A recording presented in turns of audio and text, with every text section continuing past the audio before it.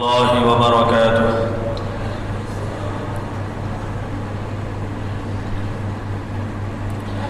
الحمد لله نحمده ونستعينه ونستغفره ونؤمن به ونتوكل عليه ونعوذ بالله من شرور أنفسنا ومن سيئات أعمالنا. من يهده الله فلا مضل له ومن يضلله فلا هادي له. وأشهد أن لا إله إلا الله وحده لا شريك له. وأشهد أن سيدنا محمدا حبيبنا وحبيب ربنا صلى الله تعالى عليه وعلى آله وأصحابه وبارك وسلم. أما بعد فأعوذ بالله من الشيطان الرجيم. بسم الله الرحمن الرحيم. ولهن مثل الذي عليهن بالمعروف وللرجال عليهن درجة. وقال الله تبارك وتعالى وعاشروهن بالمعروف فإن كرهتموهن شيئا فعسى أن تكرهوا شيئا فإن كرهتموهن فعسى أن تكرهوا شيئا ويجعل الله فيه خيرا كثيرا. صدق الله مولانا العظيم وصدق رسوله النبي الأمي الكريم ونحن على ذلك لمن الشاهدين والشاكرين والحمد لله رب العالمين. سبحانك لا علم لنا إلا ما علمتنا إنك أنت العليم الحكيم. মুআজ্জাজ মুকাররম হযরত উলামায়ে কিরাম, সম্মানিত মুসল্লিয়ান ইজাম, আল্লাহ সুবহানাহু ওয়া তাআলার মহান দরবারে অসংখ্য অগণিত শুকরিয়া জানাই। আল্লাহ রাব্বুল আলামিন আমাদেরকে অত্যন্ত মায়া করে, মহব্বত করে, পছন্দ করে আল্লাহ পাকের ঘরে হাজির হওয়ার মতো সৌভাগ্য দান করেছেন। এই জন্য আমরা অত্যন্ত আনন্দের সাথে শুকরিয়া আদায় করে নেই, আলহামদুলিল্লাহ। আল্লাহ রাব্বুল আলামিন অনেকগুলো নিয়ামত আমাদেরকে দান করেছেন। সবচাইতে বড় নিয়ামত হইল ঈমান এবং ইসলামের নিয়ামত আল্লাহ পাক আমাদেরকে দান করেছেন। আমাদের পরিচয় দান করেছেন আমরা মুসলিম, আল্লাহ রাব্বুল আলামিন, এবং এই পরিচয় নিয়েই আমাদেরকে দুনিয়া থেকে যেতে হবে। কবরের মধ্যে অন্য কোনো পরিচয় দিয়ে আমরা মুক্তি লাভ করতে পারবো না। আখিরাতের জিন্দেগিতে মুক্তি পাইতে হলে একমাত্র মাধ্যম হইল ইসলাম এবং মুসলিম হওয়ার পরিচয় ঠিক থাকতে হবে। কি বলেন, কথা ঠিক কিনা? এই জন্য জীবনের সব ক্ষেত্রে আমাদেরকে একটা বিষয় খুব ভালোভাবেই লক্ষ্য রাখতে হবে। জীবনের সব ক্ষেত্রে যতটা সম্ভব আমরা যেন ইসলাম মোতাবেক আমাদের জিন্দেগিকে সাজাইতে পারি। আল্লাহ সুবহানাহু ওয়া তাআলা আমাদের সকলকে এই মহা সৌভাগ্য অর্জন করার তৌফিক দান করেন। এই লক্ষ্যে আমরা আলোচনা শুনতেছিলাম। আমাদের জীবনের অন্যতম একটা অনুষঙ্গ, সেটা হলো বিবাহ। তার আলোচনা মোটামুটি শুরু থেকে শেষ পর্যন্ত আমরা শুনেছি। আল্লাহ সুবহানাহু ওয়া তাআলা সবগুলো কথার উপর আমাদেরকে পরিপূর্ণরূপে আমল করার তৌফিক দান করেন। বিবাহের পরে শুরু হয় আমাদের পারিবারিক জিন্দেগি। কি বলেন, কথা ঠিক কিনা? এবং একটি পরিবারের সূচনা হয় স্বামী এবং স্ত্রীর মাধ্যমে। আল্লাহ রাব্বুল আলামিন গোটা জগৎটাকে এইভাবে সাজাইছেন। জগতের সব কিছুকে আল্লাহ পাক জোড়া জোড়া সৃষ্টি করেছেন। সমস্ত প্রাণী জগতের দিকে লক্ষ্য করলে দেখবেন সব কিছু আল্লাহ পাক জোড়া জোড়া বানাইছেন।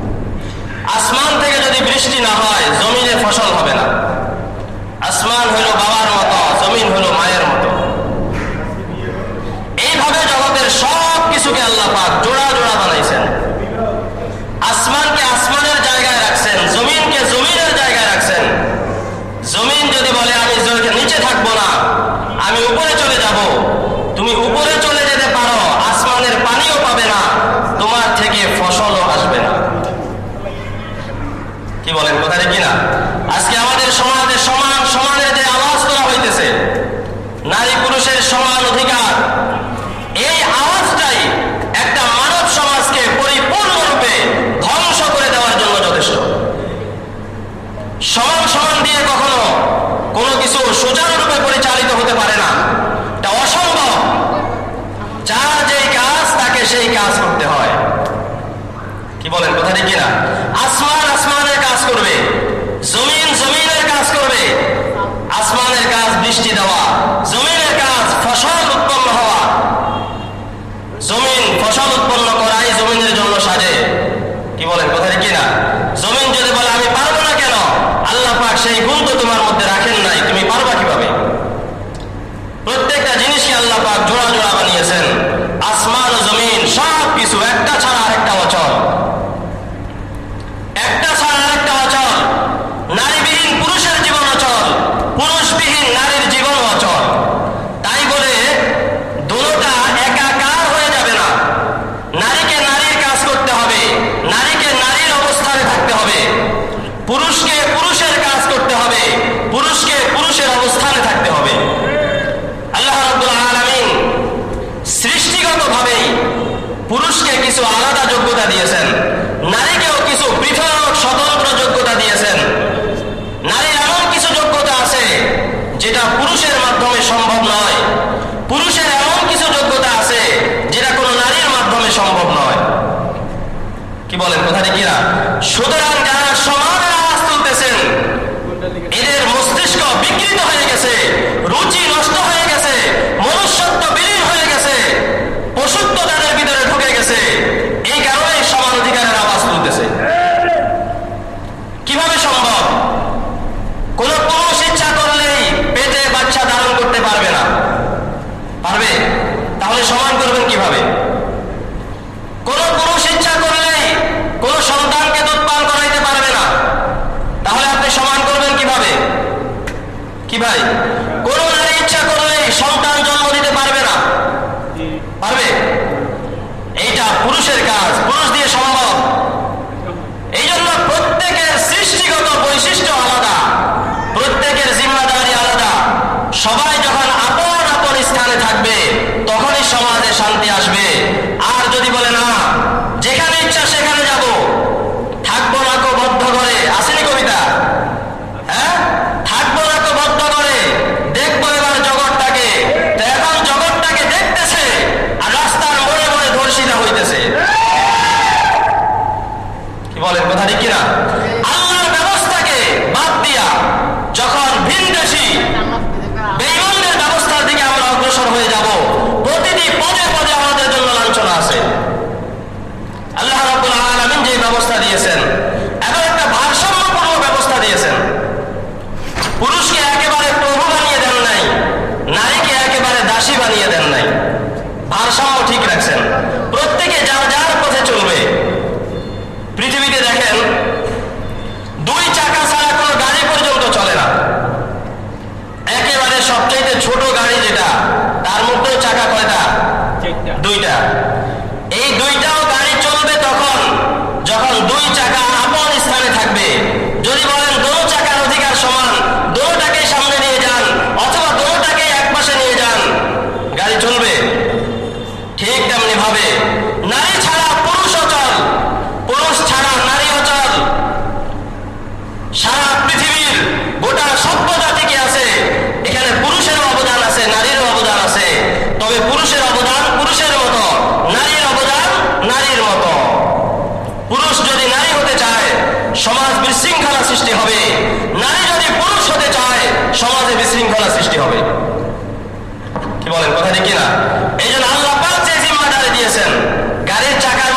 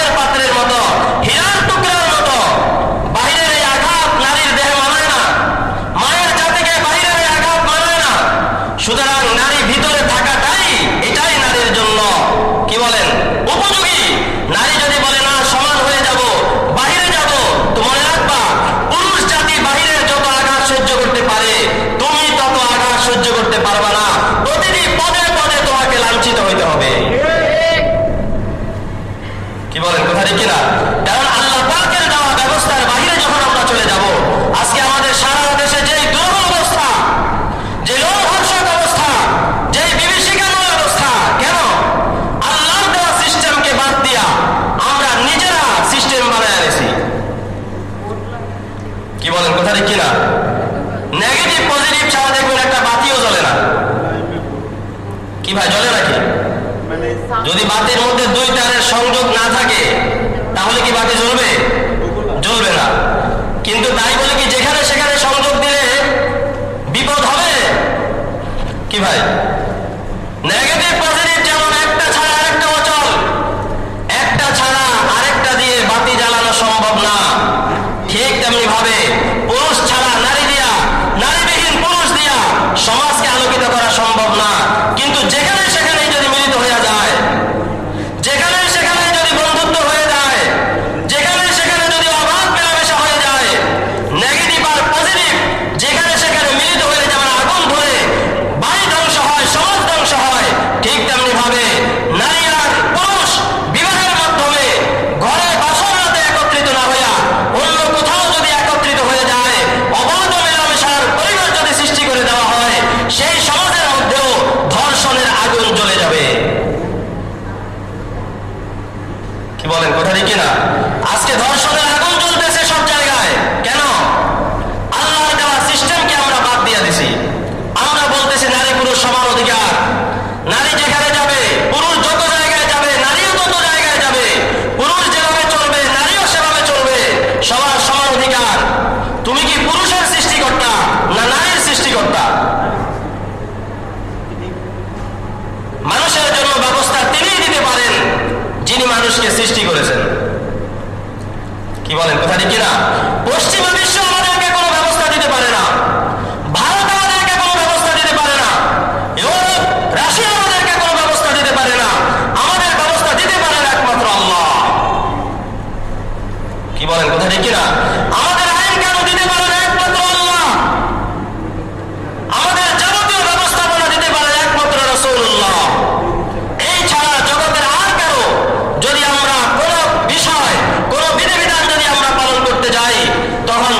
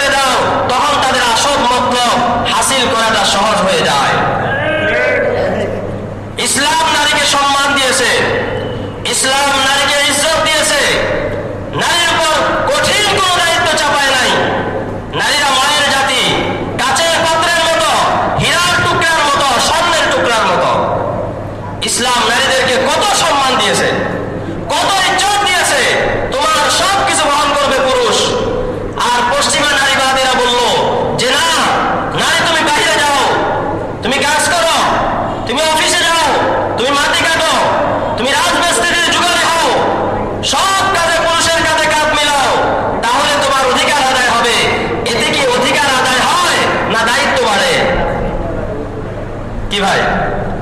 এই জন্য ইসলামকে বুঝতে হবে, ইসলাম পুরুষকে পুরুষের দায়িত্ব দিয়েছে, নারীকে নারীর দায়িত্ব দিয়েছে।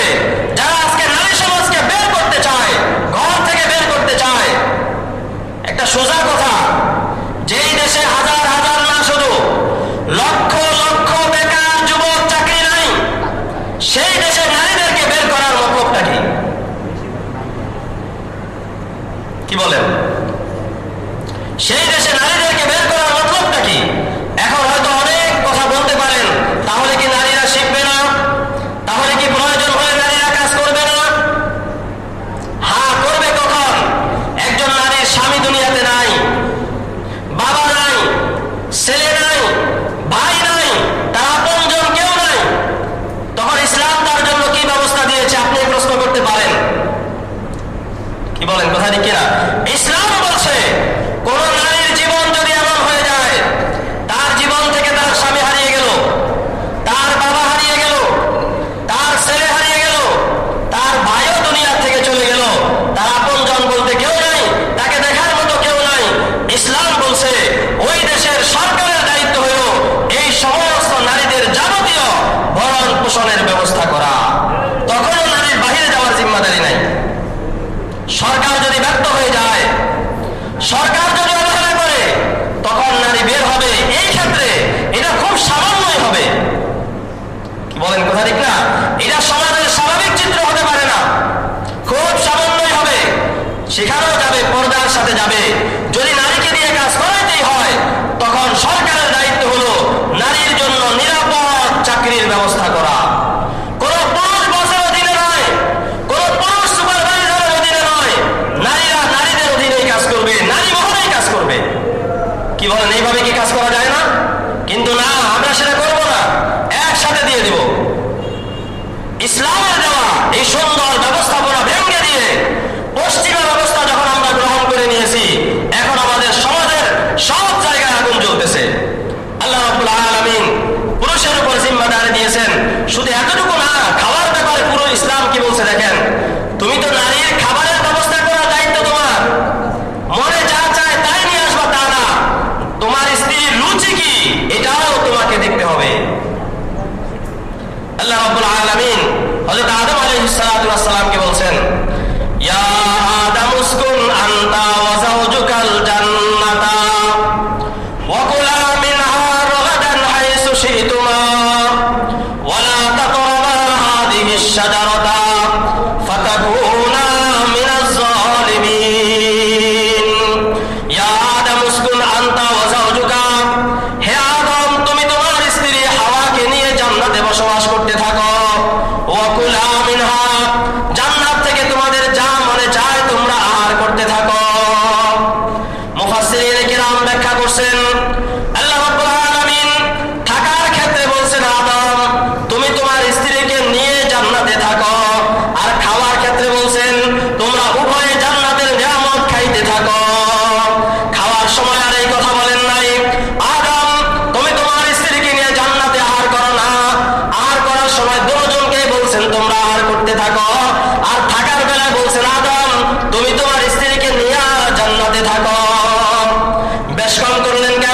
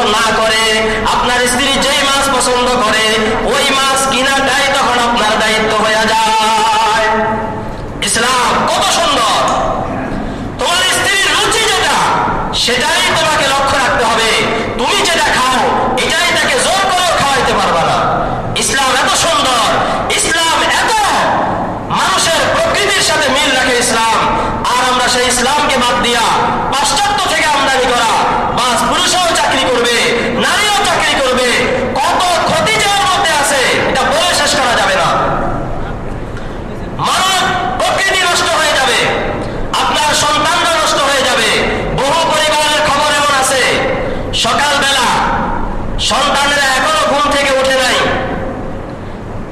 বাবার অফিসের সময় হয়ে গেছে, মায়ের অফিসের সময় হয়ে গেছে, বাবা চলে গেছে অফিসে, মাও চলে গেছে অফিসে। এই সন্তানগুলো উঠে যখন কান্নাকাটি করবে, বাবা মার মুখ দেখা তাদের সম্ভব হয় না, ওই কাজের মেয়ে তাদেরকে লালন পালন করে। কি বলেন, আছে না নাই? কাজের মেয়ে লালন পালন করে। এই হলো আমাদের উন্নতির অবস্থা। একটা সন্তান যখন কাজের মেয়ের কাছে, কাজের বুয়ার হাতে লালিত পালিত হবে, তাহলে সে কাজের মেয়ে আর কাজের বুয়ার যেই মানসিকতা, তার যে আদর্শ, সেই আদর্শ নিয়েই সে বড় হইতে থাকবে। মায়ের স্নেহ মমতা পাবে না, বাবার স্নেহ মমতা পাবে না, ভবিষ্যৎ প্রজন্ম নষ্ট হয়ে যাবে। কি বলেন, কথা ঠিক কিনা? সামান্য কয়েকটা পয়সার উন্নতির আশায় আমাদের সভ্যতা আমরা নষ্ট করে দিলাম, সন্তানদেরকে নষ্ট করে দিলাম। বহু পরিবার এমন আছে যারা যখন ঘর থেকে বের হয় তখন দেখে সন্তানরা ঘুমিয়ে আছে, যখন ঘরে আসে তখন দেখে সন্তানরা ঘুমিয়ে আছে, সন্তানকে কোলে নেওয়ার মতো সুযোগ তার হয় না। কি বলেন, আছে না নাই? এর নাম উন্নতি নয়, এর নাম হলো অধঃপতন। আল্লাহ পাক বাইরের জিম্মাদারি দিয়েছেন পুরুষের উপরে, বাইরের যত খাটনি আছে পুরুষ করবে। মহিলারা নরম, মহিলারা কোমল, মহিলারা সুন্দর, মহিলারা হীরার মতো দামি। বাইরের কষ্ট সহ্য করার মতো তাদেরকে সৃষ্টি করা হয় নাই, তাদেরকে সৃষ্টি করা হয়েছে ঘরের মধ্যে থাকার জন্য, সন্তানকে লালন পালন করার জন্য। কারণ মায়ের আদর, সন্তান যখন পেশাব করবে কাজের মেয়ে তাকে থাপ্পড় দিবে। কি বলেন, দিবে কি দিবে না? কাজের বুয়া তাকে আঘাত করবে, ছোট্টবেলা থেকে আঘাত খেতে খেতে বড় হবে। আমাদের ভবিষ্যৎ প্রজন্ম নষ্ট হবে। পশ্চিমারা এটাই চায়, বেঈমানেরা এটাই চায়, কয়েকটা পয়সার লোভ দেখায়া মাকেও বের করে নিবে, বাবাকেও বের করে নিবে। পয়সার আনন্দে তো আমরা মাতাল, কিন্তু আমাদের ভবিষ্যৎ প্রজন্ম মেধাহীন অযোগ্য প্রজন্ম তৈরি হইতেছে, তার কোনো খবর আমাদের নাই। কি বলেন, কথা ঠিক কিনা? এই জন্য বাহিরের জিম্মাদারি পুরুষের, ভিতরের জিম্মাদারি কার? নারীর। এবং পুরুষের উপর আল্লাহ পাক আরো বলেছেন, ওয়াশিরুহুন্না বিল মারুফ, নারীদের সাথে সুন্দর আচরণ করো, স্ত্রীদের সাথে ভালো ব্যবহার করো, মহব্বতপূর্ণ আচরণ করো। সেই মহব্বত আল্লাহ রাসূল শিখাইছেন, সেই মহব্বত আল্লাহ রাসূল শিখাইছেন। আল্লাহর হাবিব বলেছেন, তুমি যদি মহব্বত করে তোমার স্ত্রীর মুখে এক লোকমা ভাত তুলে দাও, এটা হয়তো দিয়েছো একটু আনন্দ করার জন্য, হয়তো দিয়েছো একটু মজা করার জন্য। আনন্দ তোমার ঠিকই হবে, মজা তোমার ঠিকই হবে, কিন্তু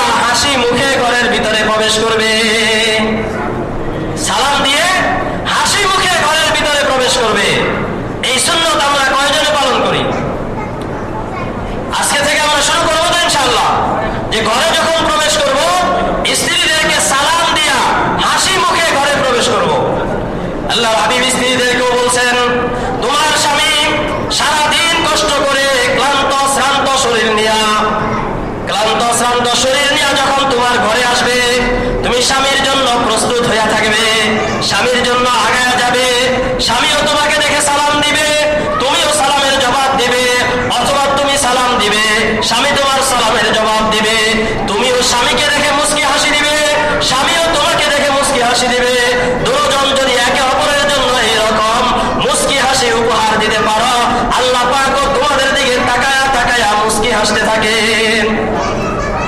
এই ঘরটা তখন রহমত আর বরকতে পরিপূর্ণ হয়ে যায়।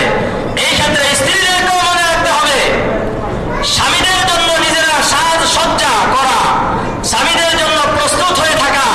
স্বামী তোমাকে দেখলেই যেন তার সারাদিনের কষ্ট দূর হয়ে যায়, সারাদিনের ক্লান্তি শ্রান্তি সব দূর হয়ে যায়। কিন্তু অনেক স্ত্রী এমন আছে, স্বামীরা যখন রাতের বেলা বাসায় ফিরে স্বামীর দিকে একটু হাসি মুখে তাকায়ও না, একটু হাসি মুখে তাকায়ও না, দরজাটা পর্যন্ত খুলে দিতে আসে না, বাস পড়ে থাকে। এখন তো শুরু হয়েছে টেলিভিশন দেখতে থাকে, বিভিন্ন নষ্ট সিরিয়াল দেখতে থাকে। যদি চাকর চাকরানি থাকে তাহলে দেখবেন স্বামীকে দরজাটা খুলে দেওয়ার জন্য আগায় আসে না। কি বলেন, আসে না? নাই। ওই যে হিন্দু সিরিয়াল দেখতেছে, ভারতের অসভ্যতা দেখতেছে, নগ্ন সিরিয়ালগুলো দেখতেছে। স্বামী সারাদিন কাজ করে আসলো, ক্লান্ত শ্রান্ত শরীর নিয়ে আসলো, স্বামীর জন্য একটু হাসবে, স্বামীকে একটু আগায় নিয়ে আসবে, স্বামীকে একটু সালাম দিবে, এই তৌফিক তার হয় না, এই ভাগ্য তার হয় না। ওই অশ্লীল সিনেমাতে ব্যস্ত, হিন্দু সিরিয়াল দেখায় ব্যস্ত। কি ভাই, আছে না? নাই এরকম? মনে রাখবেন, আল্লাহ হাবিব বলছেন, কোন স্বামী যদি তার কোনো প্রয়োজনে স্ত্রীকে ডাক দেয়, স্ত্রী যদি এইরকম অন্যায় ভাবে স্বামীর কাছে না আসে, আসমানের ফেরেশতারা ওই স্ত্রীর উপর লানত করতে থাকে, লানত করতে থাকে। এই জন্য হিন্দু সিরিয়াল মনে রাখবেন, ভারতের অসভ্যতা, ভারতের এই সিরিয়ালগুলো আমাদের ঘরে ঘরে ঢুকে গেছে। কি বলেন, ঢুকছে কি ঢুকে নাই? সন্তানের সাথে মায়ের সম্পর্ক নষ্ট করে দিয়েছে, স্বামীর সাথে স্ত্রীর সম্পর্ক নষ্ট করে দিয়েছে, বাবার সাথে ছেলের সম্পর্ক নষ্ট করে দিয়েছে ভারতের এই অসভ্যতাগুলো। আবার আমরা পুরুষেরাও, স্বামীরাও যে একেবারে দায়মুক্ত তা না, কারণ এই লাইনের ব্যবস্থা স্বামীরাই করে দেয়। কি বলেন, কথা ঠিক কিনা? এই লাইন কে তুলে দিল তাকে? এই রিমোট কে তার হাতে দিল? আপনি স্বামী তো দিয়েছেন। মনে রাখবেন মুসলমানেরা, ভারতের এই অসভ্য চ্যানেলগুলো দেখা, ভারতের এই নোংরা চ্যানেলগুলো দেখা, ভারতের এই অশ্লীল চ্যানেলগুলো দেখা আর পায়খানা খাওয়া সমান কথা। যাদের ঘরে এই চ্যানেলগুলো দেখা হয়, যাদের ঘরে ভারতের অসভ্য চ্যানেলগুলো দেখা হয়, মনে রাখবেন এই ঘরে আল্লাহর রহমত থাকবে না, এই ঘরে বরকত থাকবে না, স্বামী স্ত্রীর মধ্যে শান্তি থাকবে না, বাবা মার প্রতি সন্তানদের শ্রদ্ধা ভক্তি থাকবে না। ভারতের এই অসভ্যতাগুলো পরিবার থেকে দূর করার চেষ্টা করবেন তো ইনশাআল্লাহ। এই অসভ্যতাগুলো বন্ধ করে দেন এবং আমাদের সমাজের কর্তা যারা, সমাজের ক্ষমতাশীল যারা, তাদের উচিত ভারতের সমস্ত অসভ্য চ্যানেলগুলো, ভারতের সমস্ত অশ্লীল চ্যানেলগুলো, ভারতের সমস্ত নোংরা চ্যানেলগুলো চিরতরে এই দেশে নিষিদ্ধ করে দেওয়া। কি বলেন, কথা ঠিক কিনা? আজকে সারা দেশে ধর্ষণ হইতেছে, কারণ হলো এই চ্যানেলগুলো, কারণ হলো অশ্লীল সিনেমাগুলো, কারণ হলো অশ্লীল সিরিয়ালগুলো। কি বলেন, কথা ঠিক কিনা? এগুলো বন্ধ করবেন না, মানব বন্ধন করবেন। শুধু মানব বন্ধন না, দানব বন্ধন করে বন্ধ করা সম্ভব হবে না। কি বলেন, কথা ঠিক কিনা? আগে এই সব বন্ধ করতে হবে। আল্লাহ রাব্বুল আলামিন আমাদেরকে বোঝার তৌফিক দান করেন। এই জন্য স্ত্রীদের উচিত স্বামীদের আনুগত্যে থাকা, স্বামীদের খেদমত করা, স্বামীর আনুগত্য করা, স্বামীর খেদমত করা, স্বামীর কথার বাইরে না যাওয়া, স্বামী যেখানে থাকতে বলে সেখানেই থাকা, স্বামী যেখানে যাইতে নিষেধ করে সেখানে না যাওয়া, এটা হলো স্ত্রীদের দায়িত্ব। এবং স্বামী যখন সারাদিন কষ্ট করে ক্লান্ত শ্রান্ত শরীর নিয়ে বাসায় আসবে, স্বামীর কিভাবে আরাম হয়, কিভাবে তাকে একটু আরাম দেওয়া যায়, কিভাবে তাকে একটু শান্তি দেওয়া যায়, এই চেষ্টা করা, এটা স্ত্রীদের উপর ওয়াজিব। আজকে সেই ওয়াজিবের খবর নাই, ওই হিন্দু সিরিয়াল নিয়ে ব্যস্ত, টেলিভিশন নিয়ে ব্যস্ত। কি বলেন, কথা ঠিক কিনা? আল্লাহর হাবিব সাল্লাল্লাহু আলাইহি ওয়াসাল্লাম বলছেন, কোন স্বামী যদি ন্যায়সঙ্গত কারণে কোন স্ত্রীর উপর অসন্তুষ্ট থাকে, ন্যায়সঙ্গত কারণে, অন্যায় ভাবে না, ন্যায়সঙ্গত কারণে কোন স্বামী যদি স্ত্রীর উপর অসন্তুষ্ট থাকে, যতদিন পর্যন্ত স্বামী অসন্তুষ্ট থাকবে ততদিন পর্যন্ত ওই স্ত্রীর কোন নামাজ, রোজা, কোন আমল আল্লাহর দরবারে কবুল হবে না।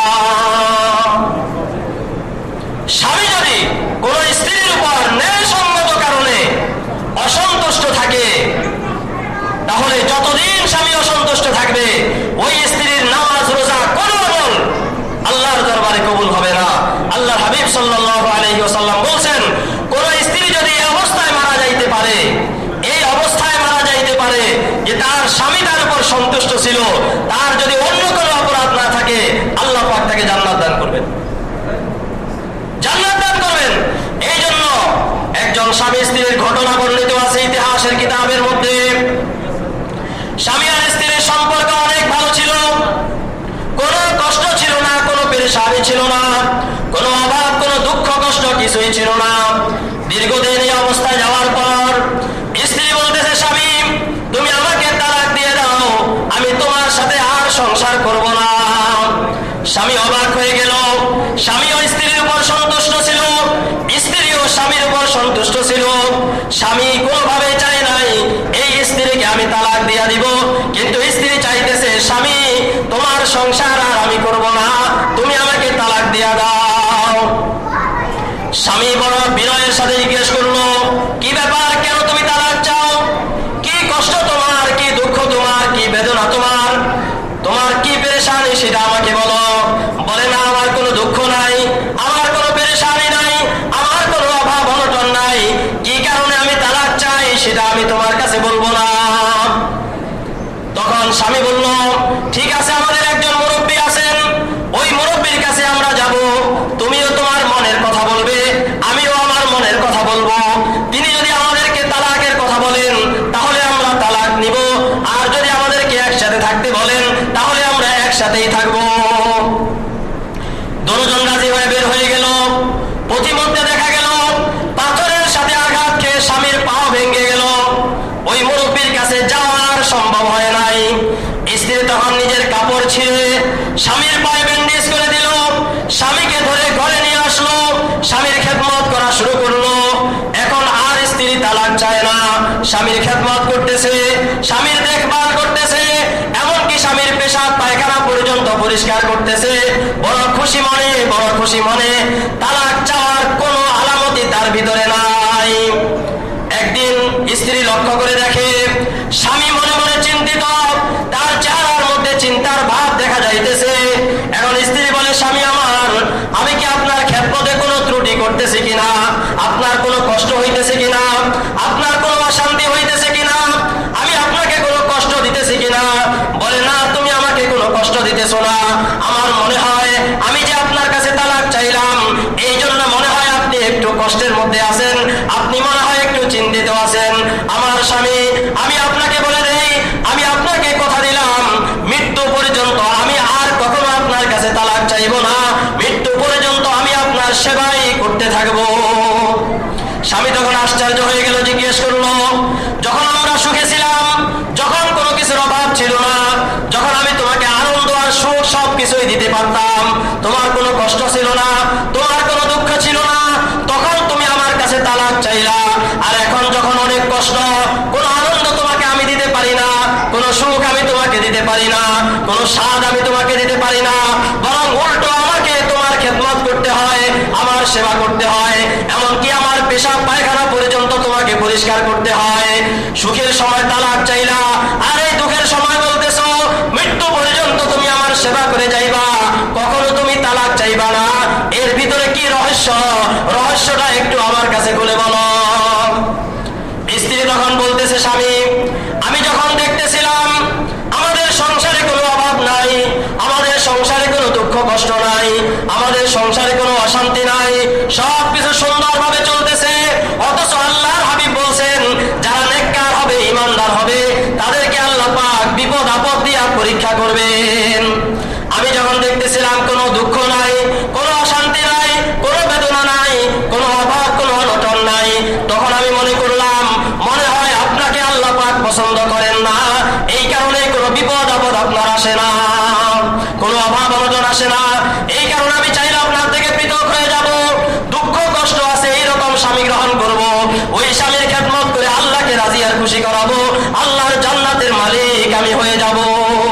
কিন্তু যখন আমি দেখলাম আপনার পা ভেঙে গেল, আপনি দুঃখ পাইলেন, বিপদে পড়ে গেলেন, কষ্টের মধ্যে চলে আসলেন, তখন যখন আমি দেখলাম আল্লাহ পাক আপনাকে বিপদ দিয়া দিয়েছেন, আপনাকে আল্লাহ পাক পঙ্গু বানিয়ে দিয়েছেন, এখন আমি মনে করলাম না, আল্লাহ পাক অবশ্যই আপনাকে মহব্বত করেন আর পছন্দ করেন, এই কারণে বিপদ দিয়ে আপনাকে পরীক্ষা করতেছেন, আর আমাকেও আল্লাহ পাক পরীক্ষা করতেছেন।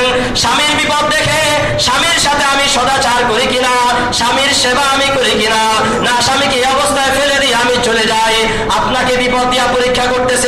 আমিও সেবা করি কিনা আমাকেও আল্লাহ পাক পরীক্ষা করতেছেন।